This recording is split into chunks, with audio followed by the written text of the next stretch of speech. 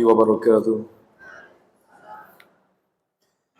إن الحمد لله نحمده ونستعينه ونستغفره ونعوذ بالله من شرور أنفسنا ومن سيئات أعمالنا من يهده الله فلا مضل له ومن يضلله فلا هادي له أشهد أن لا إله إلا الله وأن محمدا عبده ورسوله لا نبي بعده ثم الصلاة والسلام على نبينا محمد وعلى آله وصحبه أجمعين أما بعد. Jamaah Bapak dan Ibu yang dirahmati Allah Subhanahu wa taala, yang pertama dan paling utama perkataan dari Rasulullah sallallahu alaihi wasallam dalam satu hadis riwayat Abu Hurairah radhiyallahu anhu di dalam kitab Sahih Muslim, "Man salaka tariqan yaltamisu fihi ilman, sahalallahu lahu bihi tariqan ilal jannah." Siapapun seseorang yang pergi dalam rangka menempuh ilmu suatu perjalanan, maka niscaya Allah akan permudah jalan baginya menuju ke dalam surga. Kita berharap kepada Allah, semoga lelah kita di siang hari ini, pengorbanan kita semuanya, Allah gantikan dan Allah balas dengan surga Firdaus A'la. Amin ya rabbal alamin. Menikah yang pertama dan yang kedua, ingin saya buka terlebih dahulu di dalam satu ayat surah Al-Hujurat. Surah Al-Hujurat nomor ayat 14. A'udzu billahi minasyaitonir rajim. Wa qalatil a'rabu amanna. Orang-orang Arab mereka mengatakan bahwasanya mereka beriman. Mereka mengatakan dirinya bahwasanya mereka beriman. Qul la tu'minu. Hei Muhammad, katakanlah kepada mereka, la tu'minu. Mereka belum beriman. Walakin qulu aslamna. Tetapi katakanlah kepada mereka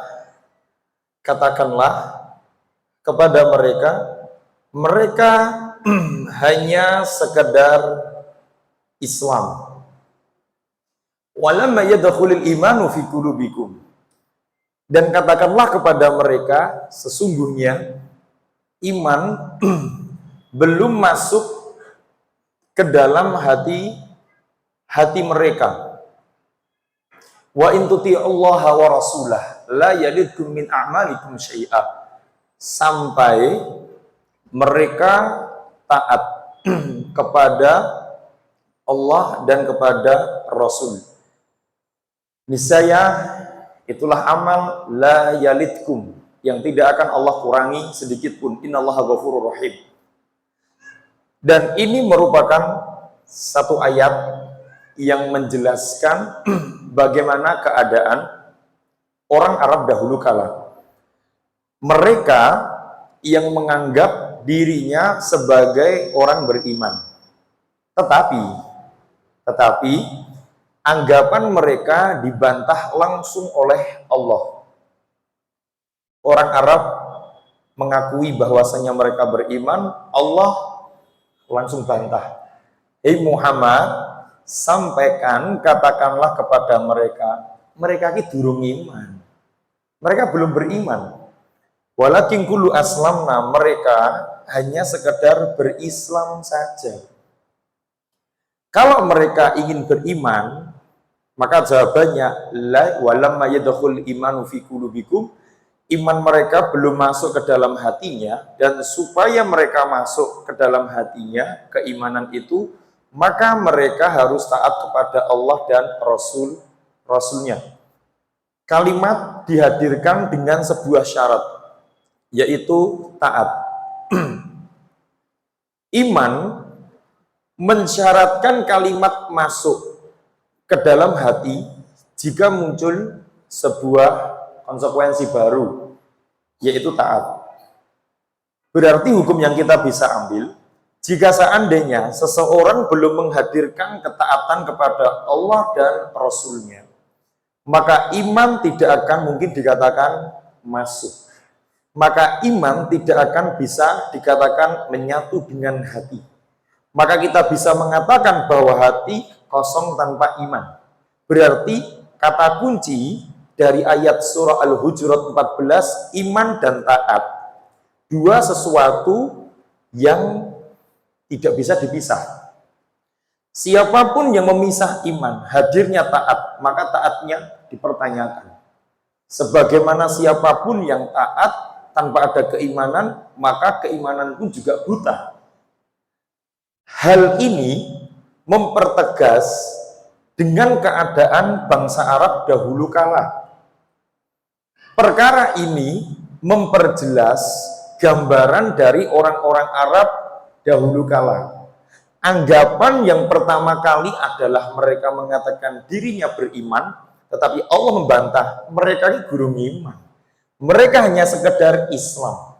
Berarti jika Allah memberikan bantahan, mereka belum beriman tetapi mereka berislam. Hukum yang bisa kita ambil adalah kalimat Islam datang dengan sebuah pembahasan cakupan yang umum. Sedangkan kalimat iman mendatangkan sebuah pembahasan yang cakupannya lebih khusus. Berarti orang berislam sok mungkin beriman, sok mungkin boten beriman. Tetapi sebaliknya, orang yang beriman tentu berislam. Tetapi orang yang tidak berislam tentu sudah jelas barang pasti boten mungkin iman. Maka keimanan itu syarat awal Islam. Tapi jika awal syarat Islam belum tentu menghadirkan kalimat iman, nyatane mereka hanya Islam tapi tidak beriman. Nyatanya mereka hanya berislam tidak mau untuk bertaat. Nyatanya bahwasanya Islam tidak menjamin keimanan, tetapi iman menjamin keislaman. Orang nek mukmin niku Bu, mesti mereka Islam. Boten mungkin beriman dia Hindu, jadi kafir.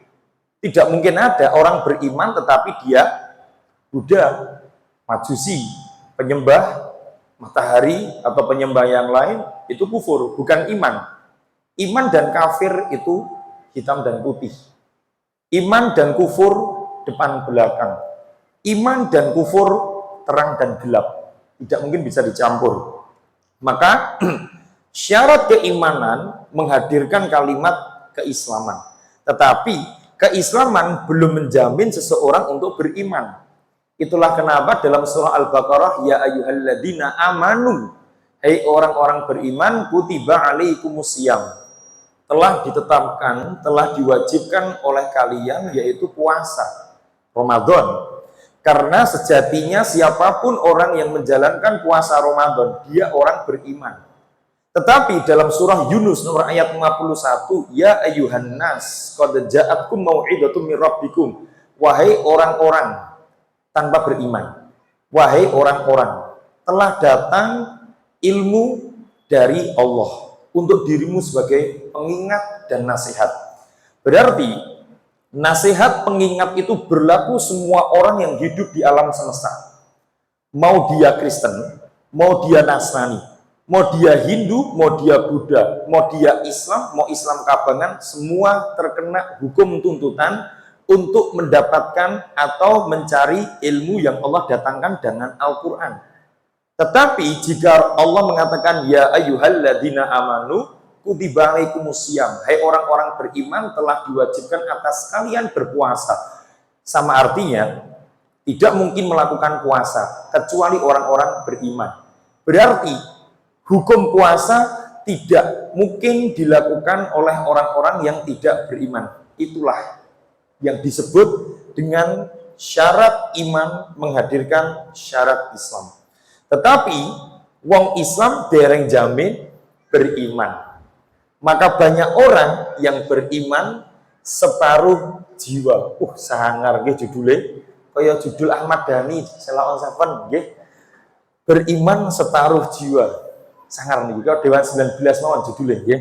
Maka Kalau kita ingin membahas beriman separuh jiwa, niki sebetulnya bukan saya yang membuat judul, niki sebetulnya permintaan panitia. Kalau meng iya aja, kalau dewe bingung. Nah disusun pengajian itu kalau bingung, mending jenengan sing damel materi, kalau sing ngomong. Kalau ditanya materi apa tadi, ya bingung. Kalau ditanya materi saya juga bingung. Kita hari ini membahas tentang kalimat iman separuh jiwa. Untung orang iman separuh nafas. Nah ini sangar, Nah iman separuh nafas malah manggung mungkin, malah mungkin nyanyi. Tapi iman separuh jiwa. Ini saya katakan pembahasannya menarik, Bu. Dengan judul yang menarik juga. Kenapa? Berarti jika judulnya menghadirkan sebuah penggalan kalimat iman separuh jiwa. Berarti kalau kita menggambarkan iman niku bunder, separuh niki ibadah, separuh niki maksiat. Jika kita mengatakan separuhnya ini beriman, separuhnya adalah berkufur. Jika separuhnya kita katakan taat, berarti separuhnya adalah menentang maksiat. Itu yang dinamakan dengan kalimat iman separuh jiwa. Tidak ingin berhukum secara kafah. Itulah problem yang dihadapi manusia hari ini. Mereka ramai-ramai mengangkat sebuah jargon kalimat. Mereka ramai-ramai membuat framing, membuat penilaian, membuat sugesti di otak alam bawah sadar mereka bahwasanya kita itu Islam, tapi separuh iman. Nggak apa-apa kita pacaran, yang penting jangan kebablasan. Nggak apa-apa kita tidak berhijab, yang penting baju tidak tersingkap. Nggak apa-apa kita nggak kajian, yang penting kita tahu batasan. Nggak apa-apa kita nggak berdakwah, yang penting kita bersedekah. Masya Allah, indah sekali syariatnya. Mengatakan kita Islam kok, ya memang separuh iman, Islam kita kurang beriman. Mereka ramai-ramai membuat sebuah framing, penilaian, sugesti kepada halayak ramai. Orang apa-apa kita pacaran, yang penting pacaran kita tidak kelebihan. Pacaran kita pacaran syar'i, belagedes. Masya Allah, Gak apa-apa kita pacaran, asal pacaran kita harus manggilnya Abi dan Umi, uhui, ngeri.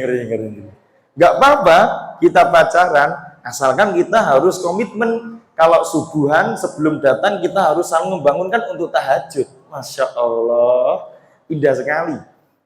Gak apa-apa kita pacaran, itu adalah jenjang kita berta'aruf untuk menuju pernikahan. Rampung yang jangan, ngerti boroe, tinggal rabi karo wedok liya, mateng rakoe, sangar. Muncullah sebuah film FTV, Denny Caknan menikahi perempuan yang lain versi kedua, Maka seperti itu. Hati-hati, beberapa orang datang dengan, kalau saya mengatakan di bahasa Arab ini namanya talbisul iblis. Talbis itu sama saja merekayasakan perbuatan maksiat dengan taat. Orang apa-apa pacaran, yang penting buatin kebablasan. Tidak apa-apa kok kita nggak berhijab, yang penting tidak tersingkap aja baju auratnya. Buatan apa-apa kita nggak kajian, yang penting tahu batasan. Tidak apa-apa kok kita nggak berdakwah, yang penting kita sedekah. Ingat ibu-ibu semuanya, bapak-bapak, inilah yang disebut dengan istilah baru di tahun milenial, di generasi kita sekarang, dengan sebuah istilah modernisasi Islam. Ngeri nih, modernisasi Islam. Mencoba untuk mereduksi hukum-hukum Islam, menyamar-nyamakan hukum-hukum Islam supaya seolah-olah terlihat syar'i, supaya terus niki menyamarkan hukum-hukum syariat Islam, syariat Islam supaya terlihat syar'i dengan kepentingan duniawi. Ngeri banget nih, dengan kepentingan duniawi. Ini namanya modernisasi Islam. Dia dipaksa untuk berjalan ke arah kanan, dipaksa untuk belok ke arah kanan. Tapi berat, jalan ke arah kanan itu nggak mudah. Dia dipaksa untuk berjalan ke arah kanan, tapi awang-awangan. Tapi jalan yang mengarah ke kiri indah, menari-nari, memanggil-manggil. Makanya dia mengambil jalan tengah, orang nganan, boten ngiwo. Ambil yang tengah-tengah saja. Itu namanya modernisasi. Modernisasi ke sesuatu hal apapun yang jenengan inginkan.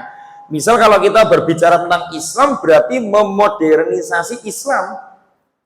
Seolah-olah jenengan memiliki anggapan dan seolah-olah jenengan memiliki sebuah gagasan dalam hukum Islam. Nek beragama Islam iku ojo fanatik-fanatik, hati-hati niku Bu. Nek beragama Islam kui sedang-sedang saja. Nggih, nek beragama Islam niku sepatutnya saja. Niki setonur rajim niki, nggih. Maka kalau ketemu kaleng ini langsung tahu a'udzubillahi minasyaitonir rajim. Hati-hati. Mereka sedang memodernisasi agama Islam. Dan mereka mencoba membanding-bandingkan syariat. Membanding-bandingkan hukum. Oke? Bahwasanya mereka memilih dan mereka memilah sesuai dengan keinginan mereka, sesuai dengan syahwat mereka, sesuai dengan nafsu mereka, sesuai dengan syubhat mereka, sak geleme dewe. Mereka memilah-milah. Harusnya orang kalau dilarang pacaran, ya aja pacaran dong. Harusnya orang kalau diminta berhijab, ya sudah lakukan saja. Harusnya kalau kita diminta berdakwah, ya kita sam'an wa ta'ah. Kita tidak pernah mengenal, Bapak Ibu semua, kita tidak pernah mengenal sebuah istilah. Niki hati-hati nggih, zaman saat niki banyak hal yang ingin saya sampaikan. Mati pulpene nggih. Hari ini kita hati-hati dihadapkan dengan sebuah iki nek mati aku mulih tenang nggih. Ora nggih. Syariat prasmanan. Asik sekali nggih. Syariat prasmanan pernah mendengar? Ya ini beteng mriki. Ada yang namanya istilah syariat prasmanan. Melakukan apa yang dia mau, tapi meninggalkan apa yang tidak dia selera. Kan prasmanan ngoten niku, Bu. Nggih. Enten masakan misal oblok-oblok kersa bundut, enten ayam dibundut, enten jangan lodeh ora gelem. Itu namanya prasmanan. Maka ini yang dinamakan dengan syubhat hari modernisasi syariat. Syariat prasmanan plus kayak tanda kutip kecil. Prasmanan Taman Sari komplit nih nggih. Wah, cocok nggih. Syariat prasmanan Taman Sari. Maka hari ini banyak orang yang terkena syubhat syariat prasmanan. Mereka lebih rela untuk masuk neraka dibandingkan dipaksa untuk masuk ke dalam surga. Hati-hati Bu. Hari ini semacam itu. Mereka mencoba untuk memodernisasi syariat Islam. Mereka mengatakan, Mas, aku punya pacar kok Mas, tapi dia soleh banget. Masya Allah. Okay. Sering ngajak pengajian loh Mas. Kemarin IBF aja di sini aku datang kok Mas, gandengan lagi. Masya Allah. Okay. Ini ngopo kui? Maka memiliki kalimat Mas, aku duwe pacar, soleh banget loh Mas, ngajak kajian. Bayangkan Bu, ini namanya sedang memodernisasi syariat. Dan dia sedang berprasmanan dengan syariat agama. Ternyata, wong soleh mawon, iso pacaran. Seolah-olah dia membenarkan. Mas, nyatane ketika saya pacaran, bersama pacarku yang soleh, ketika kita mendengar adzan, safar kok Mas, kita akan jumok, kita ke pantai Gunung Kidul, mendengar adzan pun kita sholat berjamaah kok Mas. Masya Allah. Kita bahkan menjamak dan mengkosor, Mas. Masya Allah. Rampung menjamak kosor, saya salaman seperti Abi Umi, dan pacar saya ini membacakan satu hadis Riyadhus Shalihin. Masya Allah. Nyenengke banget ya. Bingkainya itu syar'i sekali, ngoten nggih. Membacakan hadis nopo? Hadis membacakan tentang mahabbah kepada manusia, mencintai manusia itu adalah dalil iman kepada Allah dan Rasulnya. Masya Allah, indah sekali.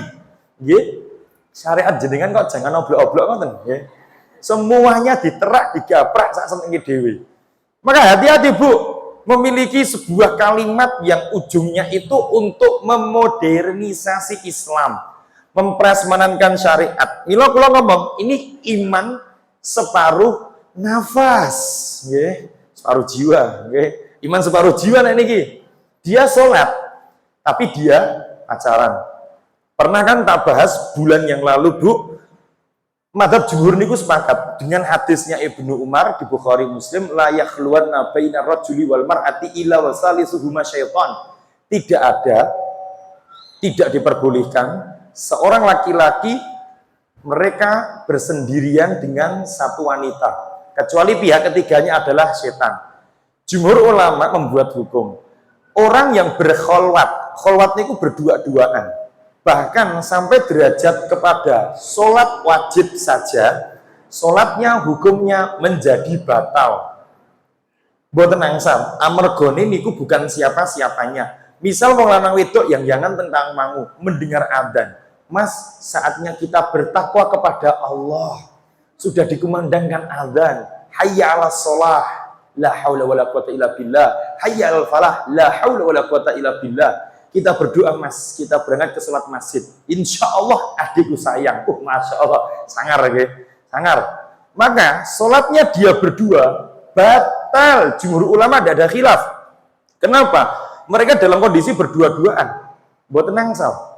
Kecuali kalau lakinya satu, wedok ini ku lebih dari satu, bukan dua orang saja, itu boleh.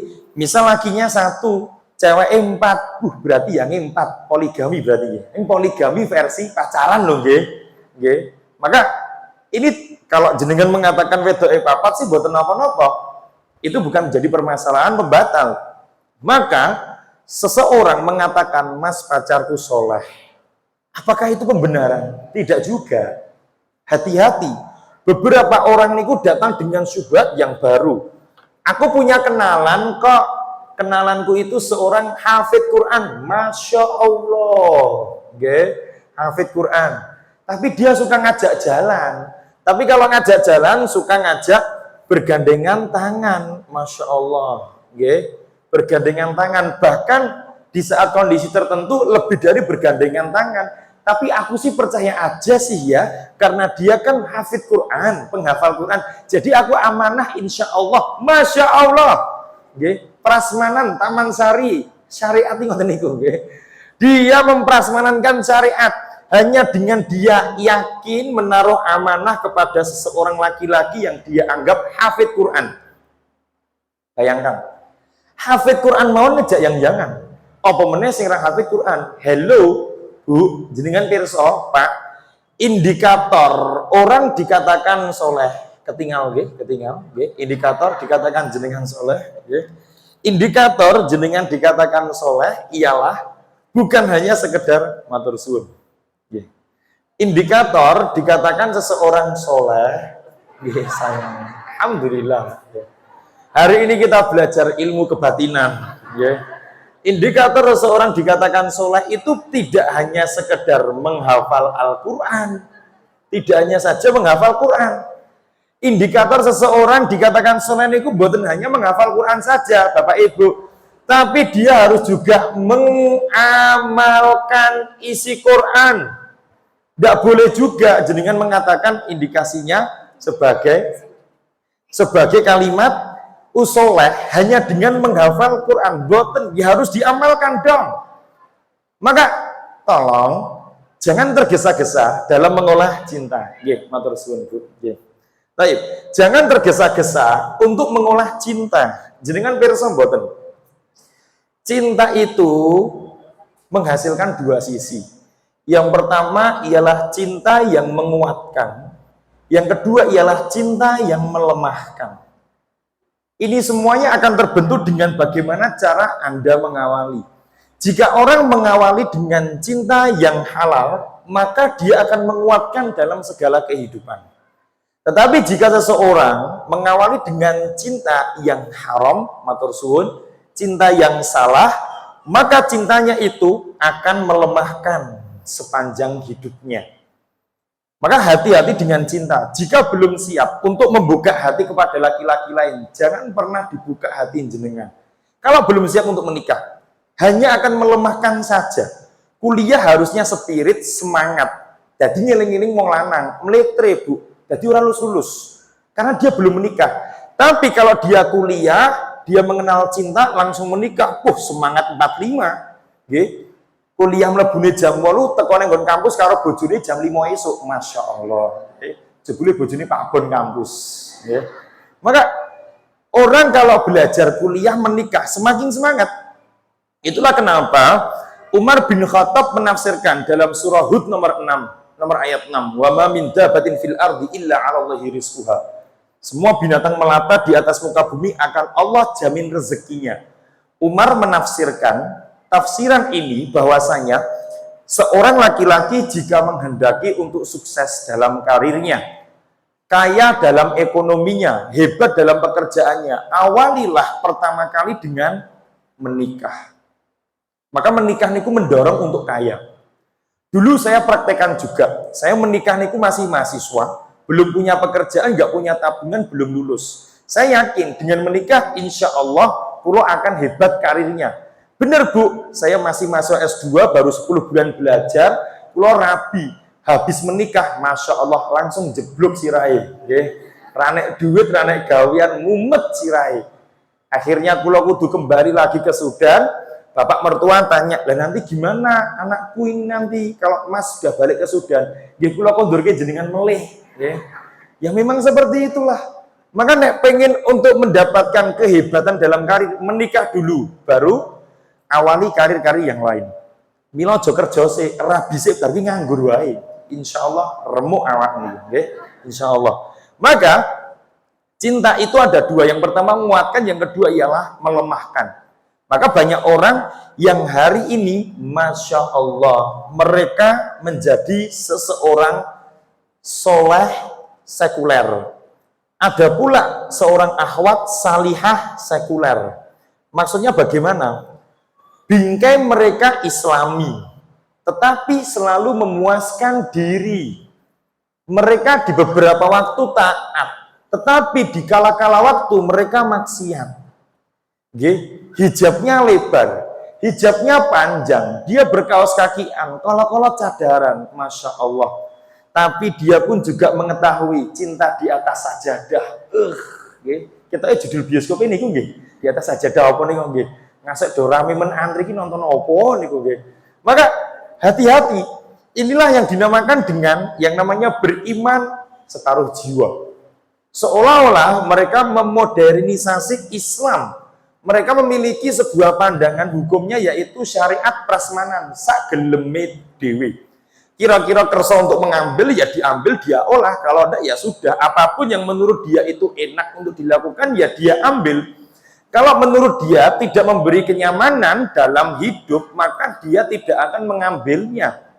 Karena jenengan nggak akan bisa bu menyamakan dengan kondisi pacaran dan selama mboten kebablasan. Orang tidak berhijab selama tidak bersingkap, tidak kajian selama tahu batasan, tidak berdakwah selama dia sedekah. Itu namanya talbisul iblis. Akhirnya, jika ada orang yang membingkaikan dirinya dengan Islam, tapi senantiasa memuaskan dirinya, maka itu bisa menjadi senjata orang-orang yang tidak suka dengan syariat kita. Alhasil, mereka yang tidak suka dengan syariat kita berkacamata dengan perbuatan jenengan, rapopo tidak berhijab, yang penting tidak tersingkap, tidak apa pacaran, yang penting tidak kebablasan.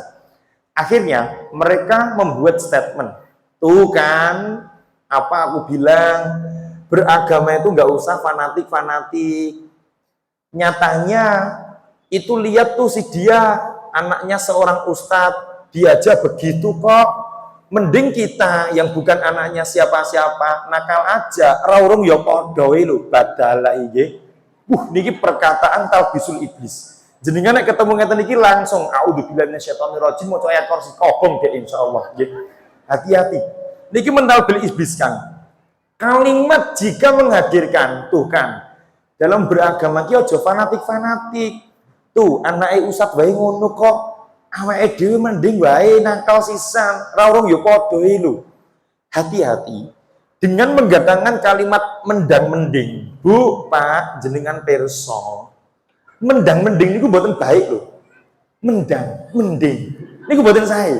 Wong Jawa niku nyet basa niki aneh, mending. Mendang. Mending. Nek dirasa-rasake kaya enggak ada prestige-nya ngoten nggih. Mending. Kejrunguk, nggih. Basane wong Jawa ngoten niku unik sekali ya nggih. Mas, mendang-mending niku apakah baik Mas dalam kondisi semacam ini? Saya katakan nggak baik. Kenapa? Panjenengan membandingkan, kan mendang-mending niku membandingkan nggih. Membandingkan dua sesuatu yang sama-sama buruknya tidak akan menjadikan salah satunya lebih baik dibanding yang lain. Bapak Ibu niki kaidah rumus panjenengan membandingkan dua sesuatu yang sama-sama buruknya tidak akan pernah menjadikan salah satunya menjadi lebih baik dari yang lain. Itu kaidah. Ampun jenengan banding-bandingkan dua sesuatu yang buruk, nakal karo wong ra duwe ilmu. Ya ampun. Daripada aku duwe bojo mendeman, mending aku duwe bojo ngerokokan. Ya ora kabeh nek aku kok. Nggih. Mending nek aku duwe bojo hafid Quran, pinter bahasa Arab, duwe ilmu hadis, bareng nonton bagus, gede, dhuwur, gagah, bangkong, glowing, meling-meling, anake wong sugih, anak tunggal, pake ameh tua mati meneh. Wah, cocok lho. Pilih ngono nek kula, timbangane mendang-mending daripada aku duwe bojo wong main judi, luwih apik aku duwe bojo mending aku memiliki seorang suami peminum khamr. Ya ora kabeh. Pilih niku wong lanang ya sempurna, nggih bagus pinter agama, duwe usaha pirang-pirang, karyawane kuatah sekali wahing 50 juta, karepe belung, nggih. Tapi apa daya? Orang semua hidup niku tentu memiliki sebuah kekurangan diri. Maka tidak ada orang menjadikan perbandingan dua sesuatu yang sama-sama buruknya akan mengangkat derajat yang satunya lebih baik. Ataupun membandingkan dua sesuatu yang sama-sama baiknya akan menjadikan satu hal lebih buruk. Ki ora iso. Mas, aku saiki takon Mas. Aku sedekah uang 500.000 daripada, atau mungkin kalau jika kita membandingkan dengan membaca Al-Quran 5 juz, mana yang lebih baik?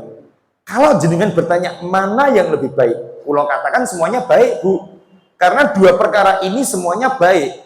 Tidak pula jenengan membandingkan menjadikan derajat satunya menjadi lebih buruk dibandingkan yang lainnya. Maca Quran ya apik, sedekah niku ya apik, apik meneh maca Quran sedekah, apik meneh. Maka dua hal yang sama baik tidak akan menjadikan satunya lebih buruk sama baiknya. Mung hanya berbicara mana lebih afdol itu pembahasan yang kedua. Atau mungkin jenengan membandingkan sesuatu yang halal dengan sesuatu yang haram, tidak akan menjadikan salah satu hal yang haram itu terangkat derajatnya menjadi halal. Orang mungkin juga. Misal, jenengan membuka sebuah restoran, warung makan, jual menu andalan, babi kuah air zam-zam, badalai. Tidak pula menjadikan babi itu menjadi halal. Hanya karena sebab jenengan memasaknya dengan air zam-zam. Air zam-zam niku syar'i, terkesannya adalah kebaikan, terus jenengan masak babi ngoten, menjadikan babi itu halal? Tidak. Maka permisalan semacam itu pun sudah sampai dan Nabi katakan. Contoh nggih. Rasulullah SAW mengatakan di dalam hadis Abdullah ibni Umar di Bukhari Muslim, masalul ladzi yarji min shadaqatihi. Permisalan orang yang menarik kembali sedekahnya orang yang menarik kembali lagi sedekahnya. Kama sali al-kalbi yaqi'u summa ya'udu fi qai'ihi. Permisalannya seperti seekor anjing yang dia muntah dan dia menelan muntahannya sendiri. Bu, jenengan pirsa Pak? Rasul mendatangkan sebuah perbandingan antara orang yang bersedekah tetapi dia menarik kembali sedekahnya. Permisalannya seperti seekor anjing yang muntah lalu menelan kembali muntahannya. Sekarang saya tanya, bukankah anjing itu binatang yang hina? Tentu hina sekali. Bukankah muntah itu menjijikan? Jelas menjijikan. Nopo enten wong niku kersa ngadep muntahan. Kita saja yang muntah. Dengan muntahan kita sendiri, kita kumpulkan ditelan menawi gila, ya. Jadi pengen muntah dhewe belum ya. Apalagi itu anjing dan muntah. Beda halnya jika seandainya perumpamaannya ini buatan anjing. Misal kelinci muntah kan rada lucu, dia rada gemesing ngoten. Kenapa Rasulullah menghadirkan kalimat anjing? Karena Rasul ingin menunjukkan derajat penghinaan yang paling hina sekali. Hinanya niku bawah-bawah banget. Maka pendatangan jenis binatangnya pun ramain-main, anjing. Termele ditambah dengan muntah. Kalau anjing mengeluarkan air liur, mungkin sok bisa menjijikan, sok mungkin dianggap beberapa orang lain tidak menjijikan. Karena itu tidak bisa diyakini pada satu kacamata pendapat yang sama. Liur soale, tapi nek muntah niku insya Allah ngendigone wong urip mesti gila. Itu memperumpamakan Nabi niku ingin mengatakan sebuah derajat yang sangat hina sekali. Loh, wis anjing muntah lagi, tidak ada kebaikan. Maka ini seolah-olah menjadi pembanding Nabi. Bahwasanya membandingkan sesuatu, jika perjumpaannya itu berjumpa antara kaidah yang buruk berjumpa dengan kaidah yang buruk, berarti menunjukkan kehinaan yang tidak tertolong lagi. Maka hati-hati Bapak Ibu semuanya, bukan dengan kita berdalih syariat prasmanan, Mas, pacarku ki hafal Quran kok Mas. Nek angger pacaran kita murojaah bersama kok Mas, Al-Baqarah dihatamkan kok Mas, nembe makan-makan bersama, Masya Allah. Boten enten, tidak pula menjadi kebaikan. Kenapa Mas? Rasulullah Shallallahu Alaihi Wasallam mengatakan dalam hadis Usamah ibni Zaid di kitab Sahih Bukhari dan di kitab Sahih Muslim, Nabi Shallallahu Alaihi Wasallam berkata, "Yuta bi jahannam rajulun yulqa fiha." Akan dilemparkan seseorang menuju dasar neraka jahanam. Fatandaliku aktabu batanihi. Dan semua isi perutnya akan tercerai berai. Diuncalke, dilemparkan dari ketinggian sampai ke dasar jahanam. Semua isi perutnya dedel doel, tercerai berai. Summa yaduru kama yadurul himaru roha, dan dia akan mengelilingi isi perutnya sendiri seolah-olah seekor keledai yang mengelilingi pada penggilingan roti. Lantas wayatuna min ahlin nar, para penduduk neraka, ini saya selesaikan dulu hadisnya, mendatangi orang tersebut dan mereka seraya mengatakan, ya fulan, alam takun ta'mur bil ma'ruf wa tanhi 'anil munkar. Hei fulan, bukankah dulu kau menyeru sebuah kebaikan dan mencegah daripada sebuah kemungkaran? Kalimatnya apa jawabannya? Naam, iya.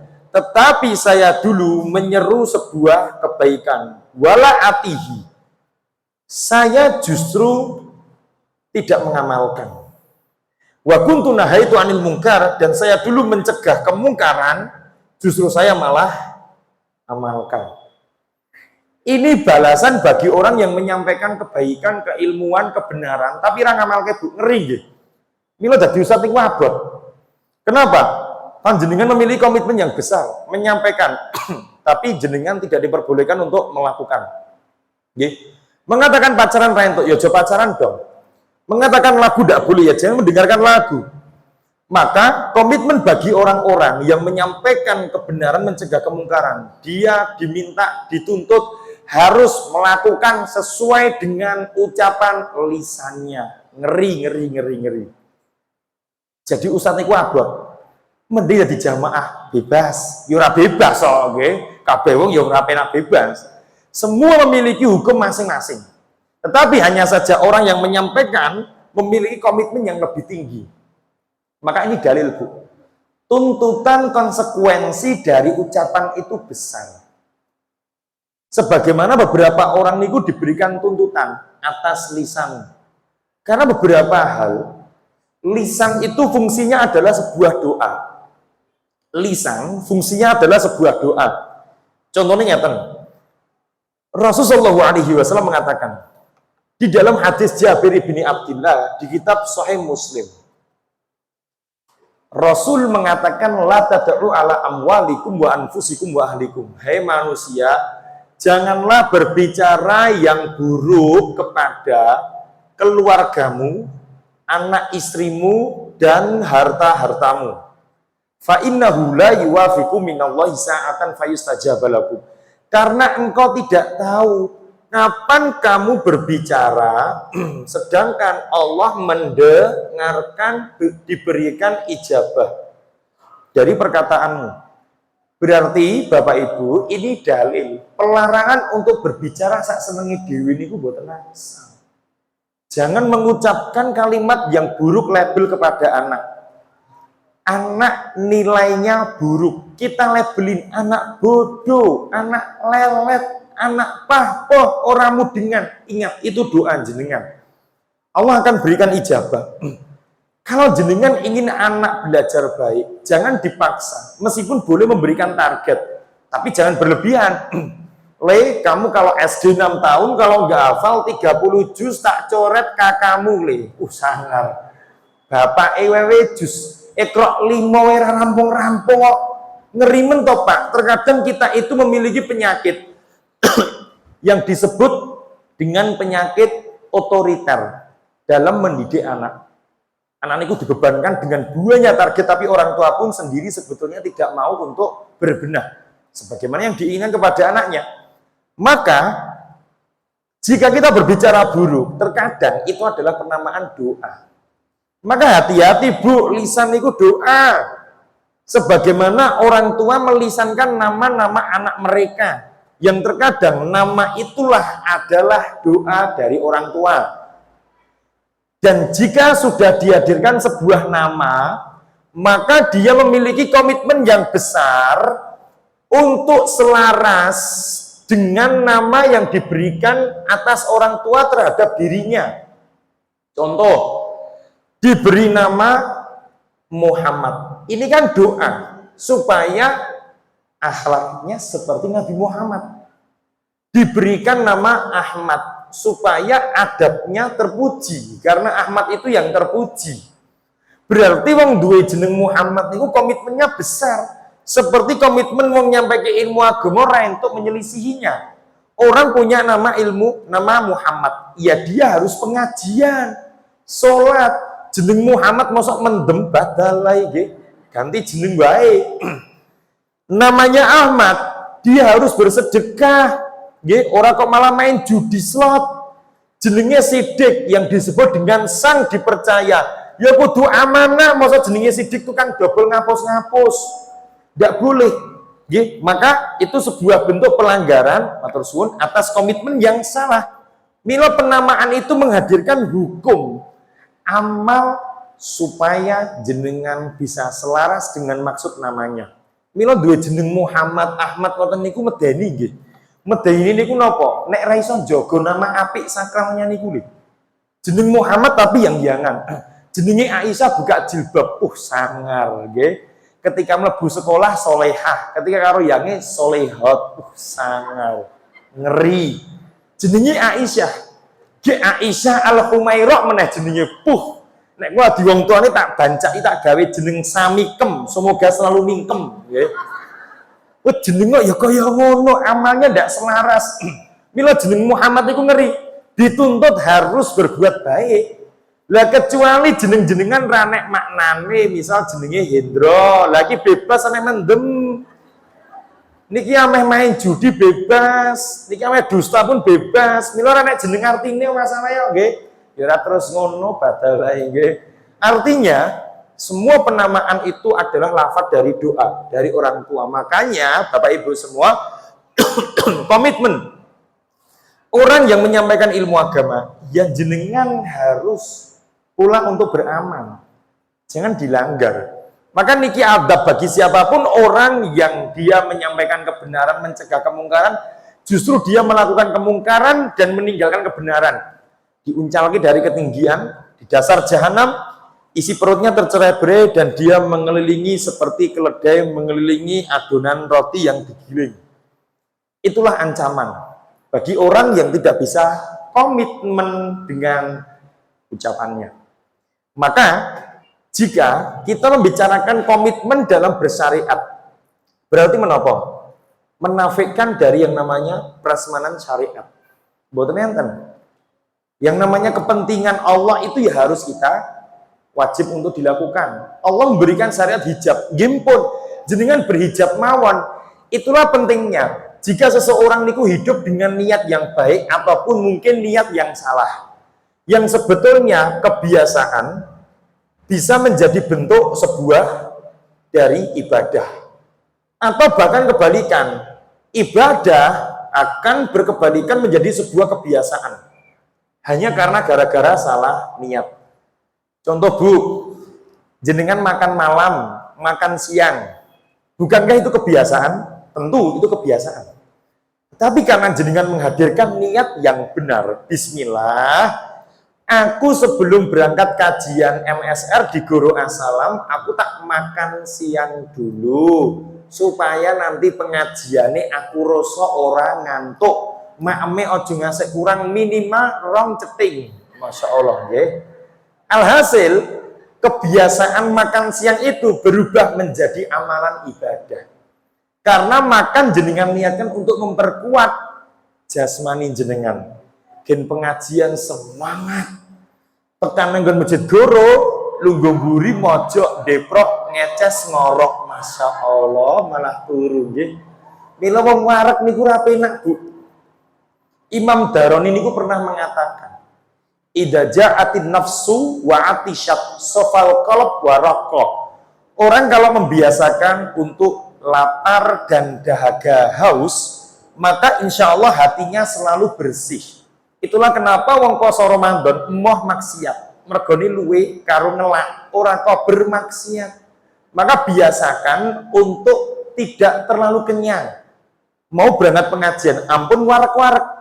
Saya sendiri kalau mau ngisi pengajian, kula niku mboten maem, niki wae dereng maem kula. Soalnya menapa? Nek aji ngisi pengajian, warak pertama ora iso semangat fit, nggih. Mesti kluntrak. Nek pencilaan ngeten iki bae durung madang. Nggih, semangat berarti. Perutnya kosong. Yang kedua, nek maem sik nembe pengajian, mesti ngantukan. Awak niku abot, weteng niku digo minger ngoten abot banget. Sing ketelu jagani nek lara weteng. Mengko kebelet nang nggon buri niku lho.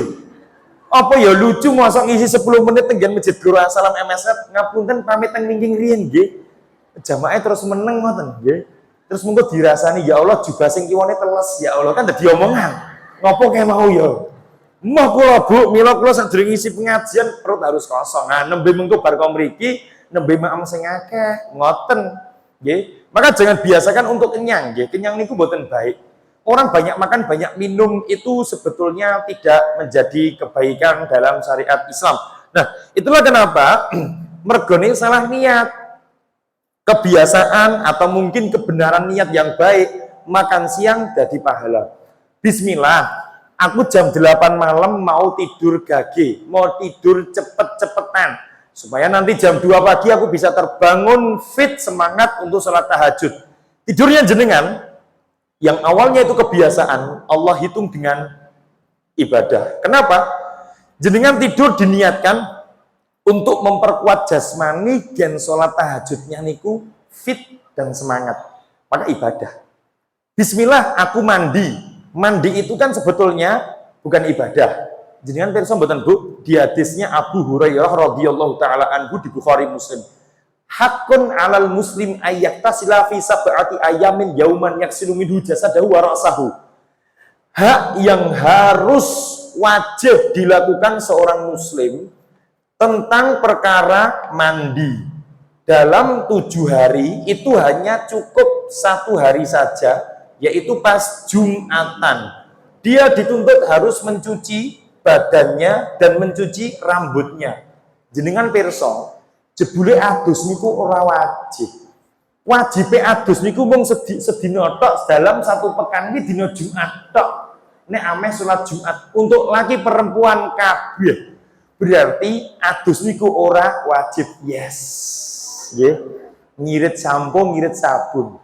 Mila ampun siram, Bu. Ini kan dina Setu toh. Nah, 6 hari lagi. Mang siram. Insya Allah melaku kayak wedhus Garut nih kali. Ambune badeke pol ya Allah. Beberapa orang niku punya penyakit badan yaitu mambu. Ning dhek ora ngrasake yen ki mambu, dhek nganggepe wangi. Tapi wong liya niku sing ngrasake mambu banget. Kula duwe kanca teng pondok Bu, masyaallah. Gede dhuwur lemu ireng jebebek. Mambune saking mambu banget nggih.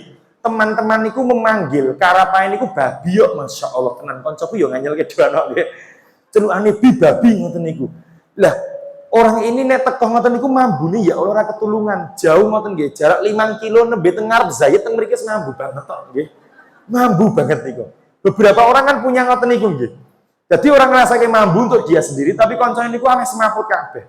Mbok yo dirasakno, pentingnya memiliki parfum, Bu. Lanang itu harus punya koleksi parfum dong. Ampun cetil untuk membeli parfum. Kalau teng omah parfum koleksi kayak banget. Nggih, Senin Jumat Selasa beda-beda. Kudu ngono nggih. Memang laki-laki niku harus memiliki parfum karena apalagi jenengan kebutuhannya tampil nggih.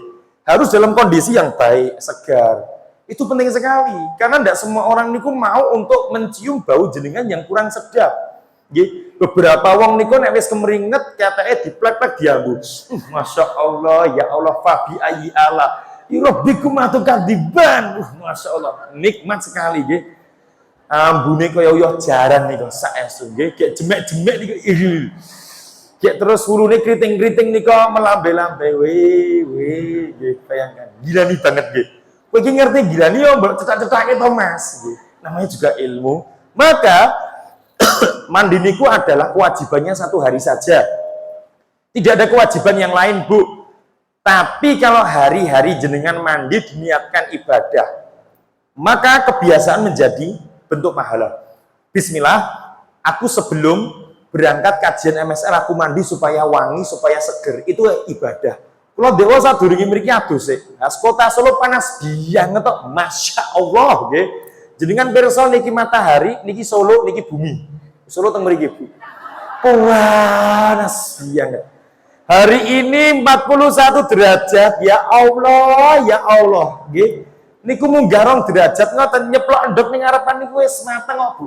Tinggal kei merica mawon wis enak, nggih. Mila Solo niki lagi pindah, niki bumi, niki Solo, niki matahari. Panas tenan nggih. Tapi Masya Allah, Islam mengajarkan tentang kondisi semacam ini untuk tidak mencela. Kenapa? Rasulullah Shallallahu Alaihi Wasallam dahulu kala pernah dikatakan dalam hadisnya Ummu Sa'ib. Niki faedah mawon nggih di kitab Sahih Bukhari kali kitab Sahih Muslim. Alkisah ceritanya Ummu Sa'ib niku dulu kena demam. Nabi Shallallahu Alaihi Wasallam menjenguk dirinya. Niki dalil bolehnya seorang guru menjenguk muridnya. Bolehnya seorang laki-laki menjenguk perempuan asal penjengukan itu tidak mengacu kepada fitnah. Angger aman rapopo. Kalau ada fitnah nggak boleh. Misal kula menjenguk jenengan yang sakit, tidak masalah. Saya dengan istri saya. Buat nopo-nopo. Nabi melakukan. Tapi jika dikhawatirkan fitnah, ya ampun. Menjenguk seorang perempuan boleh Mas, boleh. Kula tak jenguk nggih Mas. Mantan selingkuhanku. Masya Allah ya ojo. Mengko CLBK, cinta lama bersemi kembali. Nggih. Ngoten. Maka hati-hati. Wong Fuji mawon bar pedhot karo Torik Halilintar, nggih, hati-hati. Memang cinta itu perlu diperjuangkan, ya Bu. Jika seandainya yang jatuh itu adalah hujan, yang bangkit adalah mentari, maka kita butuh keduanya untuk menghadirkan pelangi. Masya Allah, nggih. Langsung wong wedok langsung naik, kepalanya langsung mabur, nggih. Maka Nabi Shallallahu Alaihi Wasallam dahulu kala menjenguk Ummu Sa'ib dan beliau bertanya, wa madza biki? Kamu sakit apa? Dijawablah oleh Ummu Sa'ib, al-huma. Pirsa huma mboten? Huma niku adalah penyakit demam. Terus Nabi Shallallahu Alaihi Wasallam ketika bertanya, dia menjawab penyakit demam. Ummu Sa'ib menjawab, la baraka fihi. Semoga Allah tidak memberkahi dari penyakit huma atau demam. Nabi langsung marah besar, Bu. Nabi langsung duka. Kenapa beliau duka? Nabi mengatakan, innal huma tukhatti wa tukaffiru khotoya bani Adam. Sesungguhnya demam itu mampu menggugurkan daripada dosa manusia. Kama tukafir al-kir khobasal hadid. Sebagaimana api yang mampu menggugurkan, menghilangkan dari karat besi. Ternyata kita mencela demam niku boten angsal, ibu-ibu. Itulah kenapa Nabi Shallallahu Alaihi Wasallam di dalam hadisnya Abdullah ibni Umar di kitab Bukhari Muslim, innal huma min fayhi jahannam. Demam itu adalah bagian dari uap neraka jahanam. Fa'abridu bilma, maka dinginkanlah uap panas badanmu itu dengan kompresan air. Ibu, bapak semua, hukum yang bisa kita ambil, jangan pernah mencaci demam. Bayangkan, mencaci demam wirentuk apa meneh mencaci panas. Mboten angsal. Gembreges awak demam. Jenengan caci tidak boleh. Ternyata demam itu menggugurkan dosa. Maka kalau jenengan terkena demam ya nikmati mawon, Bu. Saya kalau misal kena demam, game pun kajian semuanya off. Ya nikmati, mungkin ini waktunya istirahat, ngoten mawon, recovery. 5 hari atau seminggu kita off pengajian. Pernah tahun dulu, pulau niku demam sampai 39,8, panas banget, Bu. Malam nggak bisa tidur. Nyekel endok tak ngatenge mateng langsung kok. Masya Allah, ya ora sih, ya ora. Maka orang yang demam ya rasa percaya, masa cekel terus mateng ki ya apa ya ono ngoten lho. Ngoten ya percaya. Oh, toh Mas, nggih. Memang ibu-ibu itu dominan termakan berita hoax ya. Apa meneh angger sampai sudah di-share ke grup keluarga. Apakah ini pertanda kiamat? Nggih. Hati-hati nggih, semuanya niku hoax. Maka demam niku ndak boleh jenengan untuk caci maki. Ternyata demam itu mampu menggugurkan dosa. Dan demam itu bagian dari uap jahanam. Bu, Pak, bayangkan orang demam, gembredeg mawon mboten saged sare. Niku hanya kecil bagian dari uap jahanam. Piye nek geni jahanam luwih ngeri meneh. Nabi mengatakan di hadisnya Abu Hurairah, fudilat bisab'ina juz'an. Di kitab Bukhari Muslim, neraka jahanam dengan neraka dunia, dengan api dunia perbandingannya 1:70. Jenengan saniki nyumet geni, bisa bakar masakan, bisa masak masakan, itu semuanya hanya 1 dari 70 bagian neraka jahanam. Berarti panas banget, panas banget. Sampai saking panasnya, di riwayatnya Anas bin Malik, Nabi Shallallahu Alaihi Wasallam dahulu kala pernah meriwayatkan sebuah hadis di Bukhari Muslim.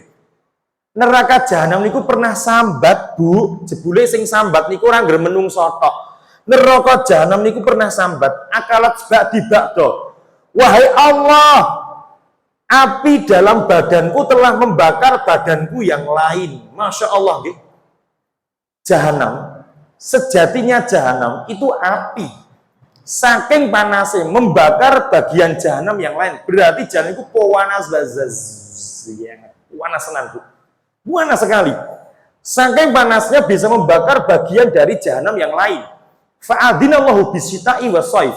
Allah memberikan izin keringanan kepada jahanam untuk bernapas 2 nafas. Yang pertama yaitu soif yang disebut dengan musim panas. Milo panas banget. Yang kedua disebut dengan musim syita yang disebut dengan musim dingin. Milo pas ketika Jawa itu lerenin neraka jahanam sokop panas genini. Ya kita harus mengimani. Maka demam niku adalah bagian uap jahanam. Milo nek lare jenengan demam, bapak demam, pundut kain, kompres dengan air dingin, templeknya batuk, insya Allah turun. Sehari gak turun, tunggu hari kedua, insya Allah turun. Hari kedua gak turun, insya Allah hari ketiga turun. 3 hari gak turun, ganti kompresannya. Duit abing-abing saklak ngoten nggih kompresnya, insya Allah mari. Uang itu adalah obat dari segala macam penyakit. Kepala cenut-cenut, migran, badan berat, kepala pusing, obatnya tunggal, duit mawon nggih. Insyaallah mengko mari.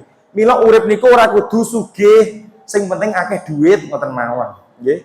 Urip niku ora kudu sugih, sing penting ketika jenengan kersa nduding ketukon ngoten mawon, Bu. Katimbangane kerja sasi gaji 3 juta selalu merasa kurang, mending sasi kerja gaji 1 juta selalu merasa bersyukur kepada Allah. Itulah yang terbaik, nggih.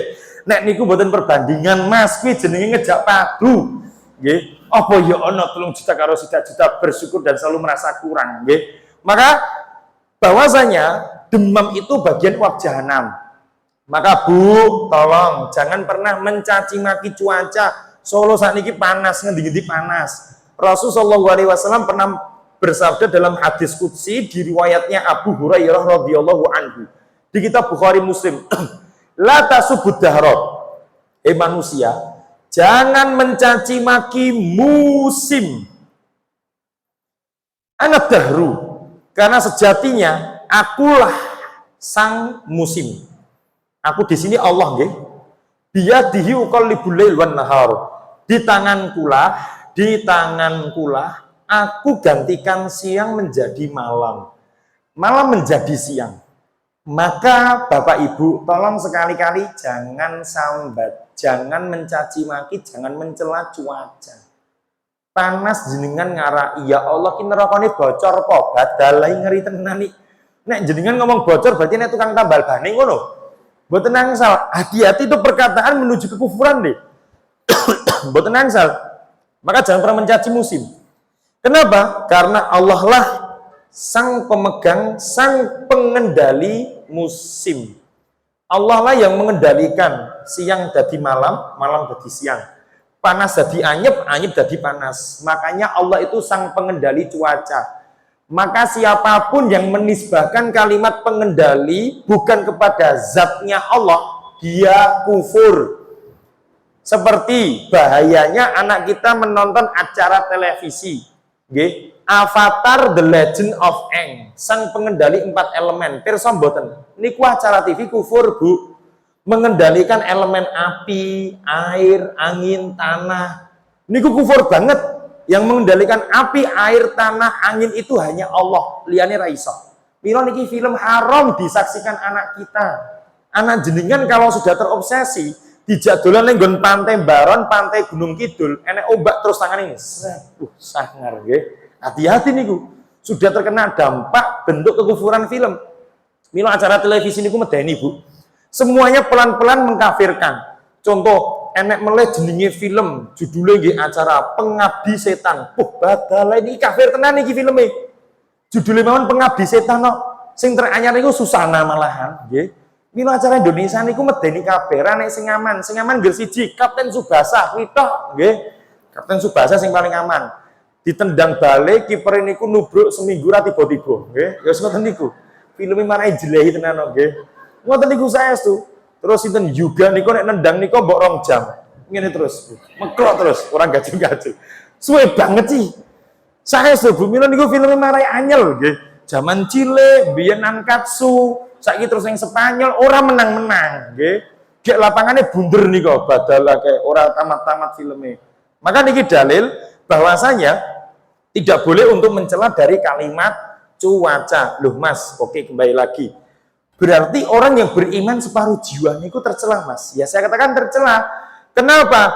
Meskipun jenengan mengkotak-atik syariat, Mas, pacarku itu orang yang hafal Quran loh, Mas. Bu, Bapak, bukan indikasi, bukan indikator, bukan timbangan. Sebuah kesolehan itu hanya sebab membaca dan menghafal Quran. Indikator orang dikatakan soleh ialah mengamalkan dari isi Al-Quran, bukan sebab menghafalnya saja. Karena menghafal Quran itu hukumnya tidak wajib, tapi membaca dan mengamalkan Quran hukumnya wajib. Tapi siapapun orang yang menghafal Quran, dia mendapatkan fadilah keutamaan dari Allah yang tidak dimiliki semua orang. Makanya itu bukan indikasi. Dalil jenengan apa, Mas? Saya pengen supaya pengajian ini ilmiah dan kuat. Oke, saya berikan sebuah hadis. Wonten satu riwayat Bapak Ibu, dalam riwayatnya Abu Hurairah di kitab Sahih Muslim. Nah, Nabi Shallallahu Alaihi Wasallam mengatakan, awal ma yushabu bihin nari, salah satu yang pertama kali orang diseret wajahnya. Ini kita dengan Sahih Muslim, Bukhari tidak meriwayatkan. Yang pertama kali orang diseret wajahnya untuk dimasukkan ke dalam neraka ialah 3 golongan ibu bapak.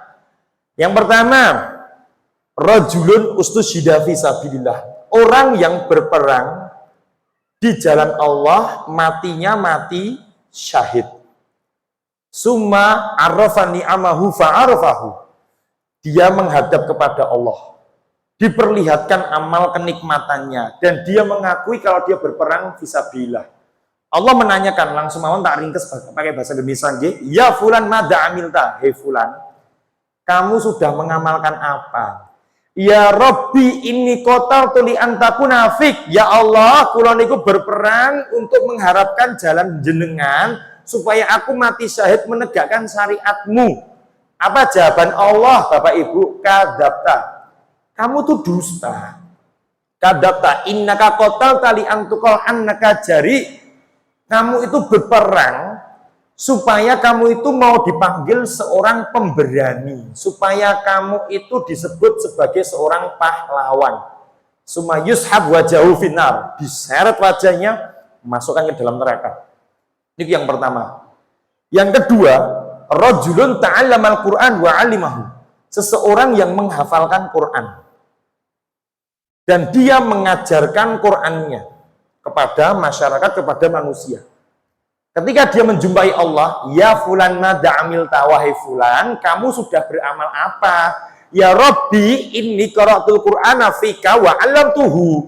Saya mempelajari, menghafal Quran, membaca Quran untuk mengharap ridhomu, dan saya mengajarkan kepada manusia ketika saya dulu hidup.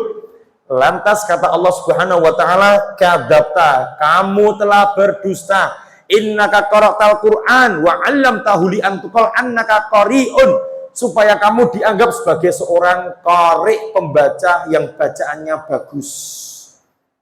Hati-hati. Summa yushab fajahu dan diseret wajahnya, dimasukkan ke dalam neraka. Dan golongan yang ketiga, rajulun utiya min asnafi mali, seseorang yang diberikan harta yang berkelimpahan, harta yang banyak sekali. Fatasaddaqa ana al-laili wan nahar, dan dia bersedekah siang dan malam harinya. Falama atarobah, dan ketika dia menghadap kepada Allah, Allah menanyakan, ya fulan madza amilta fihi, hei fulan, apa yang telah kamu lakukan? Ya Rabbi inni tasaddaqtu fika, saya bersedekah mengharap wajahmu, mengharap ridhomu. Kata Allah, kadzabta, kamu itu dah dusta. Innaka tasaddaqta bi antuqal annaka jawadun karimun, supaya kamu dianggap wong sing lomo, pemurah, suka memberi, berbagi. Lantas diseret wajahnya ke dalam api neraka. Bu, Pak, ini dalil. Gak jamin komparasi wong hafid Quran ngoten niku kok terus soleh niku boten enten juga. Komparasi soleh itu ialah orang yang mengamalkan ilmu agama, bukan orang yang sekedar mengambil ilmunya saja. Maka Ibnu Taimiyah niku pernah mengatakan, la takun kal Yahud wan Nasara, jangan seperti Yahudi, jangan seperti Nasrani. Kenapa? Yahudi niku senengnya beramal tapi tidak memiliki ilmu. Nek Nasrani suka mencari ilmu tapi tidak pernah beramal. Ya ampun, orang Islam niku nggih ngamal ya nganggo ilmu. Jenengan beramal tanpa ilmu ya edan. Hukumnya yang menjadinya wajib jadi salah. Seperti perkara jilbab. Jilbab niku wajib mboten, Bu? Jenengan tangklep hukum madhab jumhur gak ada yang khilaf. Jilbab niku kabeh wajib untuk semua kalangan wanita. Nggih, tapi banyak orang yang salah meniatkan pakai jilbab mergo sekolahnya tenggan UMS. Kan syarat pertama ini kudu jilbaban. Jadi ketika mangkat jam 7 ngagem jilbab, mulai jam 2 lepas jilbab. Masya Allah. Nggih. Jadi yang awalnya ini hukum ibadah menjadi sebuah bentuk kebiasaan saja. Orang tidak memakai jilbab, jelas dosanya. Genah nih Bu, karena semua badan wanita niku adalah aurat. kecuali wajah dan telapak tangan, sikil mawon penutupi, kaos kakian. Maka kalau kita mau berbicara agama Islam, hukum syariat kita, perempuan jika di jalan tidak memakai jilbab, niku harusnya terkena takzir loh niku. Takzir niku napa? Dicambuk sebanyak 10 kali. Itu takzir karena dia melanggar syariat Islam. Ragam jilbab anak. Dan orang yang tidak berhijab niku mendatangkan fungsi maksiat kepada orang yang melihatnya. Jenengan numpak sepeda motor, isine wong udah kabeh, tepong diler-ler niku lebat dalai nggih. Genara mungkin ra disawang, Masya Allah, indah sekali. Nggih. Maka kita terbuka potensi maksiat gara-gara orang yang tidak mau bersyariat. Nggih. Mboten ngagem hijab. Kita melihat lehernya, itu maksiat untuk kita, Bu. Saniki mandek tengen lampu merah, semua mau nyetel lagu, jadi ini apal. Nggih. Sehingga kita nggak mau tidak mau, ternyata kita niku di bawah alam bawah sadar kita, diajak bermaksiat pelan-pelan oleh mereka. Itu kalau datang negeri Islam dicambuk peng 10, wong wedok-wedok mboten jilbaban, dindeke dicambuk peng 10, ceples. Jalan niki dipraktekke nggo bar pengajian ngadeg teng mriku nggo. Abdan gede, ceplesi kabeh langsung mlebu koran Solo Pos, nggih. Pengajian MSR sesat, ngeri tenan. Padahal niku ilmu diperbolehkan. Umar dulu niku mencambuk perempuan gara-gara metu nggawa parfum minyak wangi. Umar langsung mencambuk. Kenapa? Rawi mboten nangsal wong wedok niku metu nggawa parfum sampai didapatkan baunya oleh laki-laki yang bukan suaminya. Haram. Dengan hadis Nabi, fayazaniyah, dosanya seperti seorang pezina. Kenapa? Syahwatnya seorang laki-laki itu berada pada hidungnya. Umar mencambuk 10 kali. Loh, jika kita praktek Bu wong kabeh wedi sakniki. Mboten enten sing metu tanpa hijab. Nabi Shallallahu alaihi wasallam beliau tidak pernah hidup mamasat yadah imro'atun qatun. Nabi niku tidak pernah memegang tangan wanita sampai beliau meninggal satu pun kecuali hanya istrinya saja. Tapi di Indonesia beda, Bu. Jenengan tumbas tenggen Indomaret mawon kasir wedok mriki lanang jujul mawon pinten 200 ini Mas kembalian nyekel sak tangannya seret. Masya Allah nggih. Meskipun rasa tangannya kan tetap nyekel. Hati-hati, ini kemungkaran.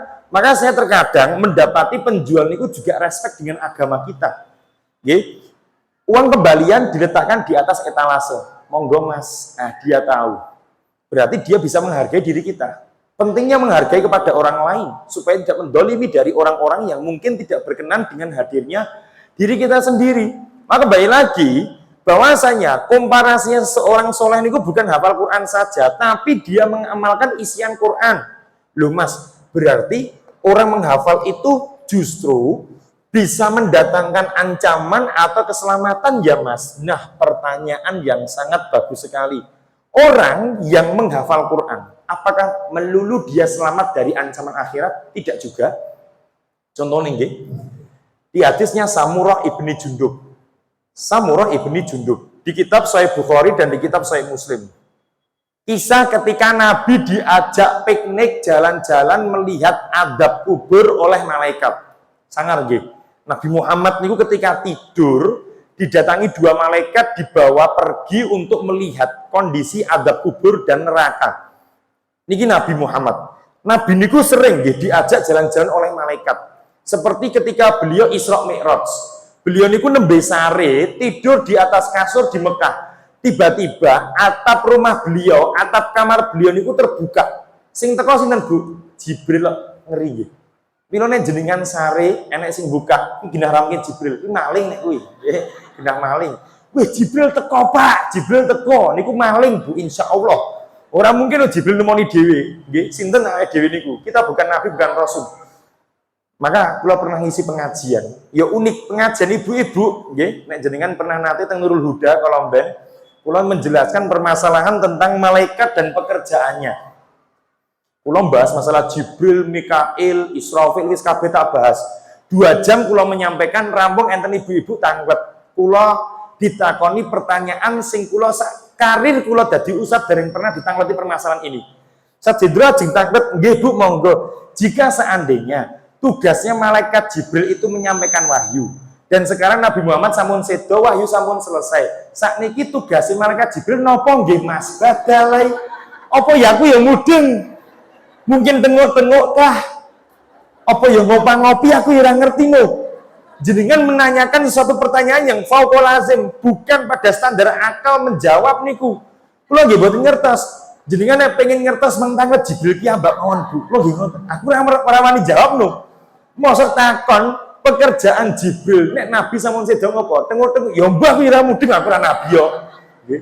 Niki lah hasil pengajiane kepinteran ngeten niki lho Bu. Pengajian yang dina ini diparani terus. Kalau niku anggere ngisi pengajian, ibu iki teko, sesuk teng mriki ya teko, kabeh ditekani. Ya Allah, ya Allah. Apa ora bosen karo rai kula ngoten. Mila terkadang kula niku bingung, wah niki ibuke kala wingi mriki melih. Kok ya ora jelas ngoten nggih. Mila pertanyaan niku kakean pengajian, pertanyaane kepinteran. Jimmy Neutron kalah. Nggih. Saestu Albert Einstein kalah genah niku kok. Takon kula dhewe langsung gatel rai kula kaya ukur-ukur iki apa ya jawabane ya nggih. Kula langsung takon karo kanca kula Ustaz tenggen pondok, kowe kira-kira ngerti tak Jibril saiki gaweane apa? Ya ora mudeng aku ta. Oh iya. Iki ibu iki kepinteran ya iya. Oh kepinterane. Nyidami apa kae ya? Kepinteran. Bu, ibune niki dugi apa mboten nggih? Pokoke kula raine apal banget. Ning nggon Nurul Huda Manahan biyen nggih, apal banget kula. Ibu-ibu niki, takone cerdas sekali ya badal nggih. Ah, maka iki dalil nggih. Nabi niku pernah diajak jalan-jalan, dilihatkan tentang adab kubur. Di riwayatnya Samurah bin Jundub. Diperlihatkan gambaran yang pertama seseorang lelaki niku yang diadab, dipecah kepalanya, Bu. Terus Nabi menanyakan, Mahadani, mereka memiliki dosa apa kalau sampai dipecah kepalanya? Terus Nabi menanya, jawabannya menapa? Haula illadina akhidul Quran. Mereka adalah orang-orang yang menghafal dari Quran. Wa yarfudu bihi, tapi tidak mengamalkan. Bu, ternyata Bapak wong ngapal Quran boten mengamalkan, kepalanya saja dipecah, itu baru diadab kubur, belum dengan akhirat. Makanya orang yang menghafal Quran pun juga tidak menjamin dia selamat dari ancaman neraka. Mas, berarti nek ngafal Quran mungkin saja diberikan adab. Berarti nek ngono rasa ngafal Quran, ya cocok nek kuwi, nggih, rasa ngafal Quran. Ya bukan moten juga Bu konsepnya. Ini adalah tuntutan orang menghafal Quran supaya dia mengamalkan dari isi Quran. Sekarang saya tanya, Abu Bakar niku hafal Quran boten? Boten. Umar bin Khattab hafal Quran boten, tapi Abu Bakar Umar menghafal Quran hanya 10 ayat saja. Nek sampun 10 ayat beliau hafalkan, beliau lajeng mengamalkan sampai teramalkan seluruh ayat. Baru pindah ayat yang lain. Itu Abu Bakar dan Umar. Makanya beliau hidup sampai meninggal belum pernah menghatamkan hafalan Quran. Jadi ngapal Quran itu wajib. Sing wajib niku napa? Ngamalki. Lah nek ngapalke Quran mboten ngamalki, itu namanya orang beriman separuh jiwa. Laplit Bu, kadang kala nengen, kadang kala niku ngiwa pripun jal. Kadang kala ya taat, kadang kala maksiat. Nggih, Islam sebagai bingkai dirinya. Seolah-olah terlihat Islami, tapi senantiasa memuaskan diri. Aku pengen ini ya wis tabrak wae. Berarti hijrah jenengan belum siap untuk melangkah. Berarti taubat jenengan baru diam di tempat. Jenengan belum bisa totalitas untuk hijrah. Maka hijrah jenengan belum bisa dikatakan kafah. Jenengan hanya tahap sebagai seorang Islam tanpa seorang beriman. Jenengan tahapnya seorang muslimah tapi belum kadarnya mukminah. Tapi jenengi wong proses, itu tidak apa-apa. Jika jenengan menghendaki proses nunggu, tapi bukan dengan dalih, Mas, aku proses kok Mas.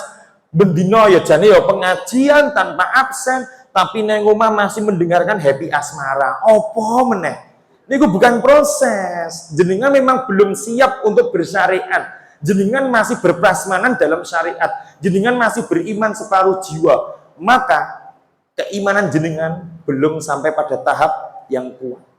Keislaman jenengan pun yang hanya baru mendapatkan label.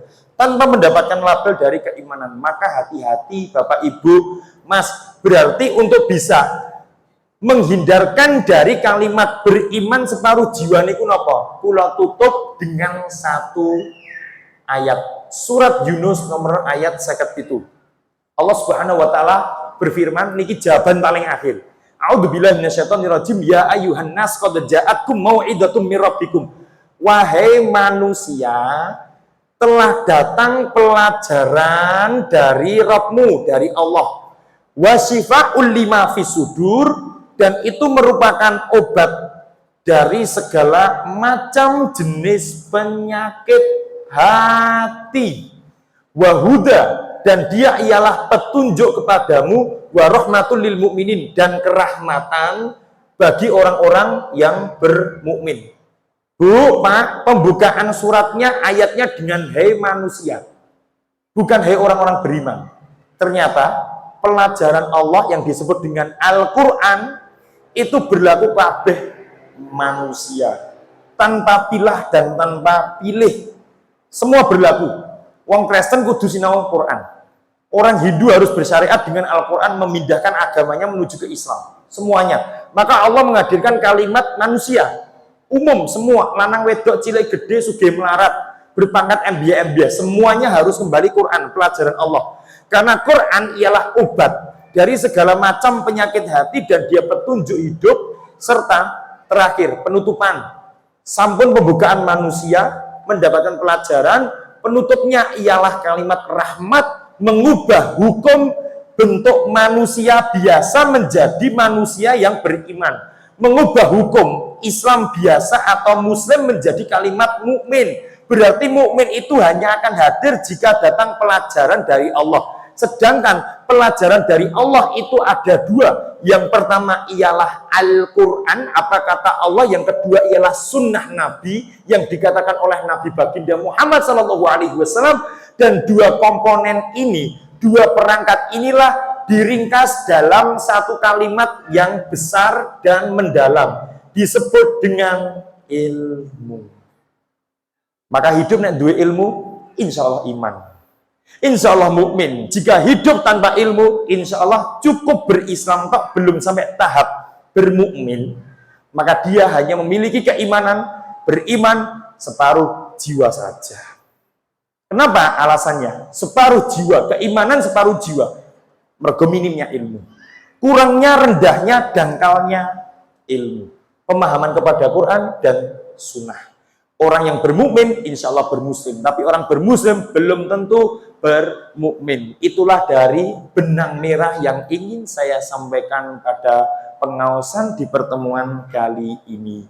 Pun cekap semanten saya akhirkan. Enten pertanyaan tidak ada, alhamdulillah ya. Enten salatu wassalam ala nabiyina Muhammad. Assalamualaikum warahmatullahi wabarakatuh.